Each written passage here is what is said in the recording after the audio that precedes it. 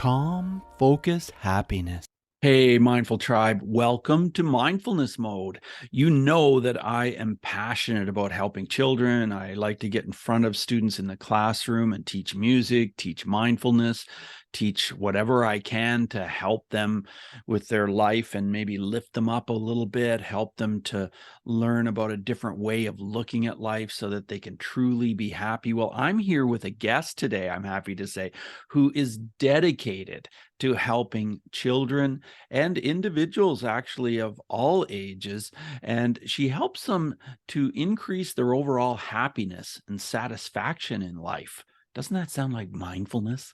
She's an emotional wellness advocate, and she's shared her insights and strategies with audiences around the world.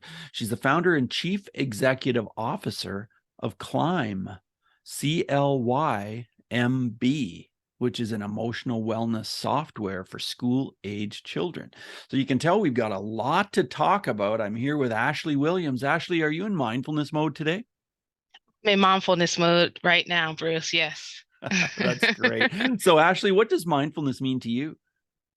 Mindfulness means for me peace in the midst of chaos. It Mm. means for me to be still while everything is moving. It means for me, like in armor, to be protected from the assaults that every human experiences throughout the course of a day. It means steadiness, stability, calm, peace, excitement. There are so many different entry points and doorways when we talk about mindfulness, but mostly what it means for me is to be grounded, to be rooted, to be steady in what's true, because a lot of the times the thoughts that we have, the beliefs that we hold, it's like we're looking in a smudged mirror and what we see is not true.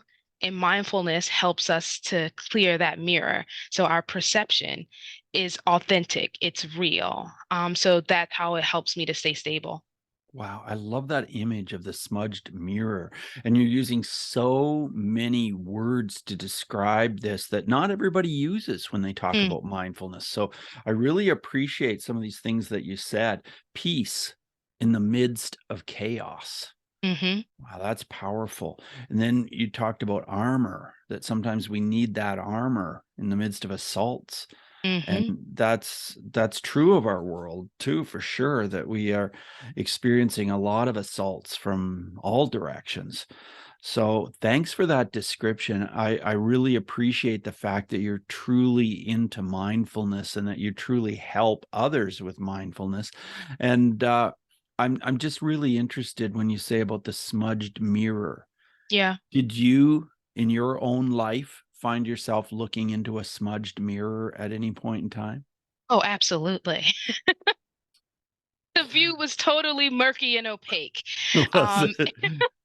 And there are moments even now in my daily practice where the view is smudged. And so this is not the work of a day. It's not the work of a week. It's not the work of a month. This is the work of a lifetime. Um, but my mirror was really smudged in when I was in college. So that's sort of where I was introduced to mindfulness. I suffered from clinical depression, and I was looking for proactive approaches to manage my emotional experiences. So I learned about mindfulness, but it wasn't until about a decade later that it became something that I dedicated my life to. Because once I started the practice, and when I speak of mindfulness, I'm speaking of it. Mindfulness is a broad term. It means the ability to pay attention in the present moment with total acceptance. There are a lot of tools and techniques that help us to live in the consciousness of mindfulness. The primary technique and tool that I absolutely adore is meditation. So that's what I'm speaking of. I started the practice of meditation uh, and I only could do it for 30 seconds. I could only sit in stillness for 30 seconds, but that was perfect because that's where I was. It was where I was able to get started. And just from that 30 seconds, it was like the first gasp of breath that you inhale when you've been holding your breath for so long. That expanded in in my entire life. So there was like this freshness, this just throughout my day. I was so excited about it. I wanted to share it with everybody. And so I would start to bring some of the techniques that I was practicing into my classroom. So I was a middle school teacher. I was also a middle school leader. And in my capacity of a leader, I was responsible for the emotional health of staff and students. I was what they call a director of climate and culture. And in that capacity, I would write curriculum, and we called it in the school building social emotional learning. And so social emotional learning has to do with your ability to process self-awareness and social awareness and your responsible decision making skills. So I would incorporate mindfulness as meditation within a lot of this. The impact was instant on the climate and culture of the school building where I was. Eventually, I joined a meditation community where I got to up level my Hmm. dedication to the practice. And then it just started to start there, word got out. I started to get hired. Multiple different schools, youth nonprofits. Can you come in? Can you lead a professional development on this?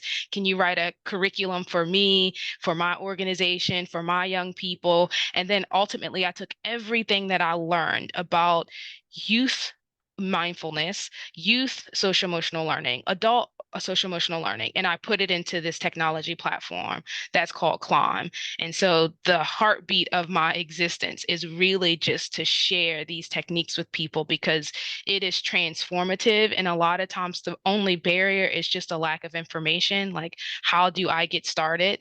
Because once you start the practice of mindfulness, it sells itself. This is not something that you have to sell because we can discover for ourselves the gems that are buried within us just through the practice of mindfulness. Yeah, it does sell itself. I think you're absolutely right. And not only that, anybody who talks to you would be sold because listen to the passion in your voice as you talk about this. It's so exciting to talk to you about this because it's true. Children need help. They really do. And especially as we've gone through COVID and a lot of children have not had the ability to develop socially that they would have normally had. And so you actually uh, took action and created an app. And I'm just really fascinated at how you made that happen. And I know climbup.io is where we can learn more about it. CLYMB up.io. But tell us, what was that journey like from the time that you got this idea of creating an app and thinking of how you would make this happen? Tell us about it. It's fascinating. I will say that the journey of developing this product taught me how to really live mindfully because it Wow. was not easy. So I'm in the tech space. If you look at any of the statistics and research around tech, Black women receive 0.47% of all capital Hmm. in the United States since our inception, the inception of this wonderful country. Wow. So the statistics basically said I was negligent. Wow. And then also, I'm based in Baltimore City. We're an up and coming tech city. If you ever want to do any research around that, there's a renaissance happening here in Baltimore. But prior to that, there was just very little happening.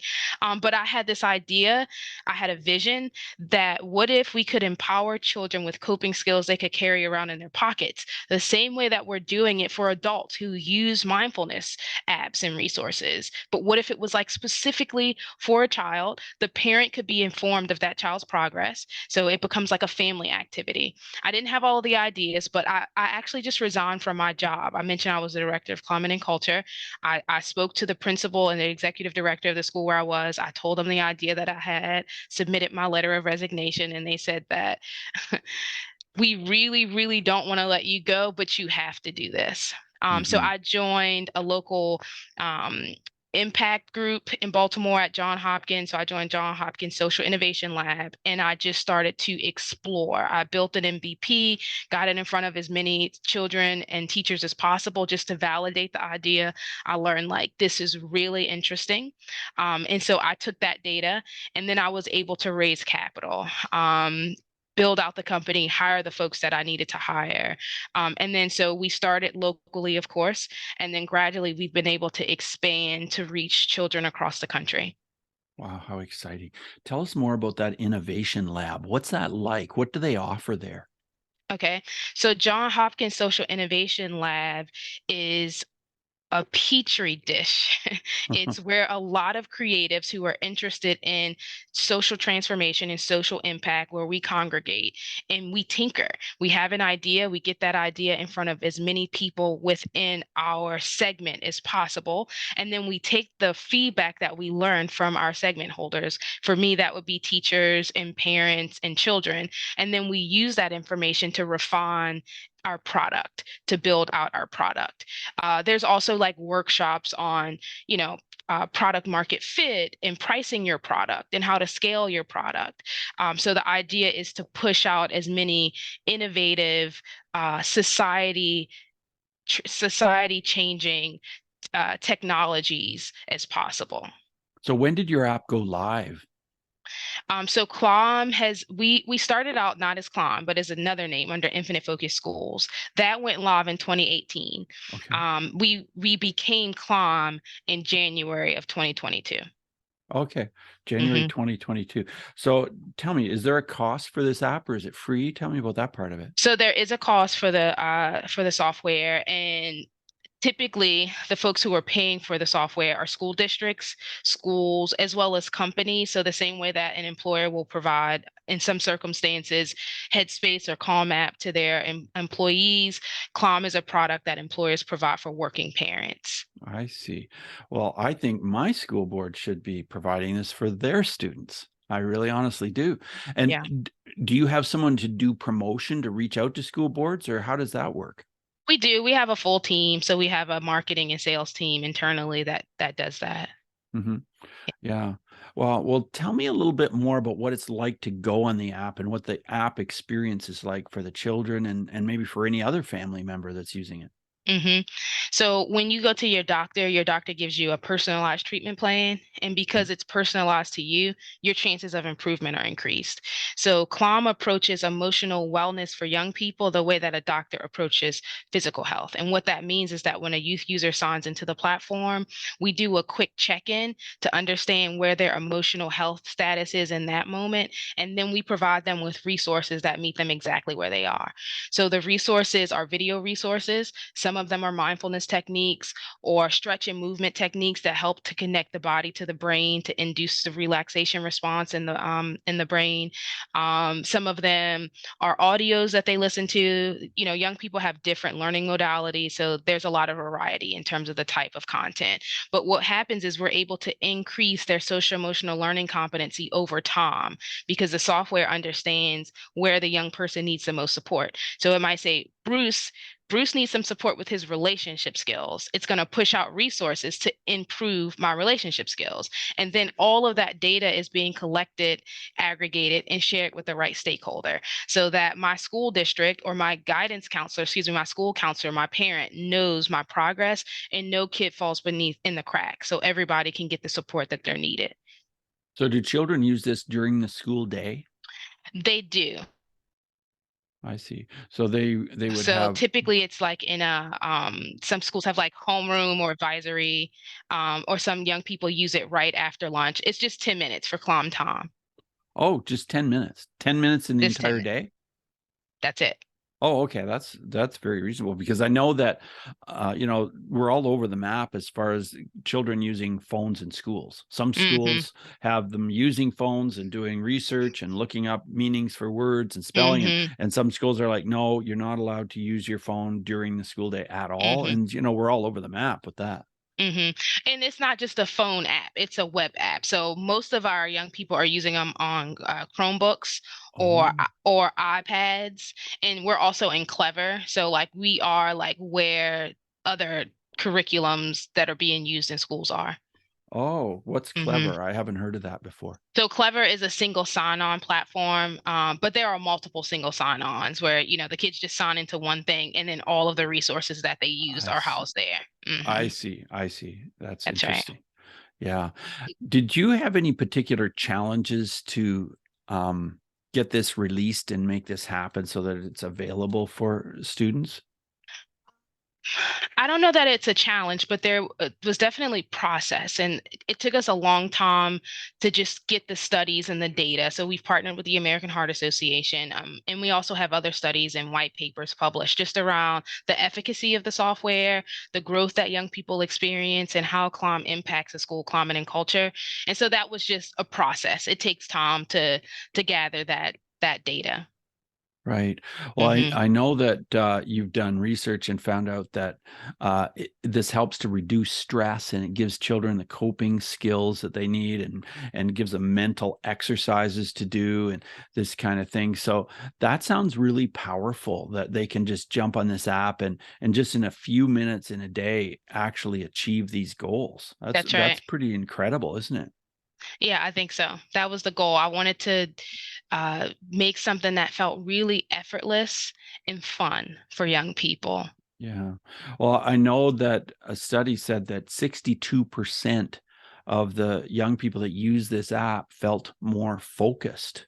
That's So right. that's pretty powerful. Hmm. 62% felt more focused, because that's one of the problems, that children feel like they're scattered, they're all over the place, they're not able to really get their work done, even no matter how hard they try. So to help them with focus like that is pretty powerful. So I'm sure you've gone in with students yourself and seen them move from that place where they were scattered to the place where they were focused. Is that right? Hmm. That's absolutely right. And, using a resource like Calm, practicing meditation, they're absolutely alike in Hmm. that it's through the practice, it's through the consistency that we begin to rework those neural pathways in the brain. And that's where we find the sweet zone. That's where we get the success. So most of our young people have the greatest success when the schools have the right climate and culture for a daily or weekly, multiple times a week practice of climb. Hmm. Um, and so it's just, again, it takes care of itself. Like the Yeah, science yeah. is there. If you do it, it's going to work. Wow. Hmm. And there was another study that said 55% of the youth showed emotional wellness growth. So can you describe that emotional wellness growth, what that looks like? Yeah, for sure. So the assessment that we use to determine that is was developed at the University of Delaware for Mhm. school age children to measure their social emotional competency growth over time. And that competency growth includes five pillars. So there's um, social awareness. I mentioned that. There's self awareness. There's responsible decision making skills. And then the two others, my brain just totally went blank. So we are able to measure pre and post and then compare that pre and post data to a control school that doesn't utilize CLOM at all. And then that's how we get those numbers. This came out of a 4-month study. And how many students would have been involved in that study? This was 400 students. 400, right? I see. So describe what the social self-awareness looks like once they've been using the app for a few months. Hmm. So basically, what I mentioned from that competency score, we Mhm. can measure those competencies in strains, and there are point growths over time. So every 30 days within CLOM, we're reassessing children, and then we can get those points to see how they've grown over time. So that's how we measure that growth over time. Now, what that actually looks like in a young person, like what does it look like to grow your social skills? Healthier relationships with your peers, healthier relationships with your teachers, increased ability to communicate. That's just some examples of how it shows up for a young person. Increased self awareness skills looks like the ability to acknowledge and identify an emotion. A lot of times, children are having an emotion, they don't even know what emotion is. They just know that I don't feel good, I want to rage right now, or I want to withdraw, or whatever it might be. So, one, being able to identify their emotion is just amazing. More advanced is being able to identify the emotion. And if it's not an emotion that's serving them, to be able to utilize a technique or a tool to pivot from that emotional experience. That's very interesting, Ashley. Well, I want to talk a little bit more about meditation itself. And I know you have a website called awakeyogameditation.org. Do you find that doing yoga is something that you really need to do in order to get more focused and to pair with your meditation?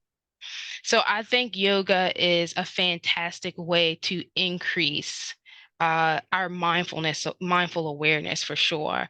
And that website, Awake Yoga Meditation, that is actually the community that I'm a part of, where Oh, I study my meditation practices. okay. Yeah, and I have a meditation teacher there as well. And much of what I have learned through, my decades plus of meditation, I've learned it from participating in this community and offering meditations there and studying under the teacher there. But yoga is absolutely a really wonderful way to practice mindfulness, because mindfulness is about awareness of our internal landscape, our thoughts, but also the physical and the body as well. Yeah. Well, I wonder if you have a story about meditation where it just made such a difference for someone you worked with. Maybe it was a student, maybe it was somebody that you taught meditation to. Do you have a story you can share with us about a transition that took place as a result of learning meditation? Yeah, I do. I have a friend, and this is a recent story. This happened about 2 weeks ago. I had a friend who called me incredibly upset. He was having really negative thought patterns. He felt out of control. He felt like he was in a spiral and he just didn't know what to do. When he called, his breathing was heavy. He just wasn't doing well, and it was very obvious. So I asked him, would you like to do a mindfulness technique with me? Are you open to that? And he said yes. And so we did a breathing technique where I sort of helped him to connect his body and his breath, and to imagine that whatever he was feeling, he was blowing it out of his body with his breath. And we focused on different parts of the body in this mindfulness technique. But it was about 15 to 20 minutes, maybe 30 minutes. At the end of that mindfulness session, at the end of that meditation, he felt completely different. He was just super grateful. He was just like, thank you so much for Wow. helping me to walk through this, and for giving me the language so that I can do it independently after this conversation. I mean, it was like day and night from where we started on that phone call and where we ended on that phone call. Wow, that is fascinating. Now, I want to ask you a question about bullying because I've worked in this field for a long time. I wondered if you have a story about bullying where mindfulness maybe would have made a difference. You know, I think that bullying is a part of our social fabric. And I think that bullying in the way that it exists in our society today only exists because we lack emotional intelligence skills. It actually literally cannot thrive if we teach young people these skills at an early age. We don't, because we're more empathetic, because we activate those parts of the brain where we increase compassion, we increase empathy, we increase insight, we increase creativity and awareness. And so my mission as it relates to bullying and beyond is to teach young people these skills at an early age so that we can change how we engage with one another as humans. Because I believe when we look out at the world, when we look at how, this group of people talk to this group of people, how this group of politicians talk to this group of politicians. The source of it is a lack of emotional intelligence, which is a learned skill, the same way that you learn how to structure a sentence, the same way that you learn how to solve a mathematics equation, you can learn this skill. And we have been in the practice of this skill for a very, very, very long time. And when I said of this skill, I mean like the skill of a lack of emotional intelligence, right? Yeah. And so I think bullying, my story is not just about one person. It's about who we are as a society and how we bully one another and our differences. And through the practice of mindfulness, I truly believe that this is the solution. It is the solution to heal all of the negative narratives that we have about one another and all of the negative behaviors that result because of those negative narratives that we have inside of our heads. Ashley, I 100% agree with you. Absolutely, because that's what took me to mindfulness is that I used to work in bullying prevention all the time. And I'm just Mm. like, hey, just a second. If we can teach mindfulness to children and teachers and parents, then bullying will just diminish to nothing. And Mm-hmm. so not everybody understands that, but you really do. And I appreciate that so much. So thanks for doing the work that you do. As we move on in the interview, I want to ask you 5 quick answer questions, Ashley. So just Okay. 30-second answers are perfect. The first one is this: who is one person who has been a powerful mindfulness influence in your life? One person who has been a powerful mindfulness influence in my life is my teacher. Her name is Swami Nityananda. To me, she is so skillful. It's just amazing to see what can happen when you center mindfulness, how graceful she is, how when people come to her with nonsense, she's still graceful. Wow. It's really amazing. So I would definitely say Swami Nityananda. Awesome. Awesome. What about your emotions? Can you tell us how mindfulness has helped you to deal with your emotions? Absolutely. Mindfulness has helped me, one, to accept the emotional experiences that I've had and not to condemn them, not to judge them, just to accept them. Mindfulness has also dulled the intensity of the negative emotional experiences that I can have. So if I encounter a situation that previously might elicit anger, that same situation, it doesn't inspire more, which is fantastic. So it has helped me to self-regulate my emotions in a healthy, meaningful way. Right. Let's talk about breathing. We haven't talked about that today. Um, do you have any comments on breathing? Do you have maybe special breathing exercises you do, or a special way of looking at breathing as a part of mindfulness? Absolutely. I think that if I think breathing is so essential. If your mind is focused on your breath, you're not focused on what's not working. You're in the present moment. You're right here. So my practice is to be focused on my breath as often as possible. Like as I'm in my work, as I'm with my family, as I'm in the grocery store, and especially when I have those negative emotional experiences, then it's really focused on my breath.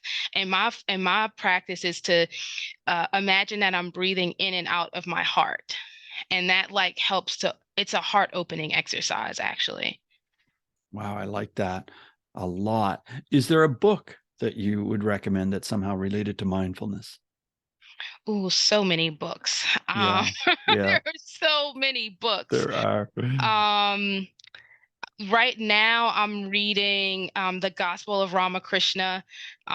So that's really interesting to me. Ramakrishna was a fantastic meditator from India. And so just reading this story is just super inspirational to see how meditation changed his life.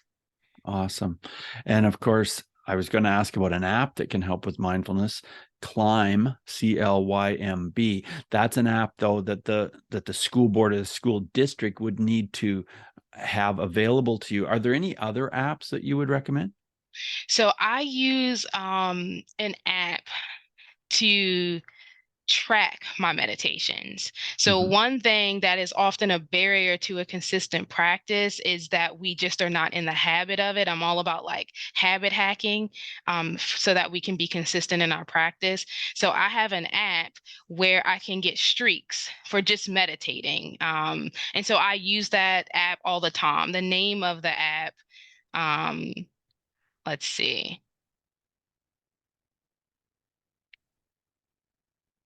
It's called Meditation Timer and Log. And it's really a simple app. It's not complex. There are no guided meditations in the app, but it's just a way for me to give myself a shot of dopamine for practicing meditation. And that helps me to be consistent in my practice. Cool. Hmm. Meditation, timer, and log. I'll have to That's check right. that out. Hmm. Yeah, that sounds awesome. Well, I really appreciate the work you're doing in the world, Ashley. It's fantastic how you're helping children and helping all kinds of people, because by helping children, you're helping families, you're helping teachers, you're helping so many people, and that is really making a difference in the world. As we wrap up the interview, Ashley, do you have any final words of advice that you can share with us? Absolutely do.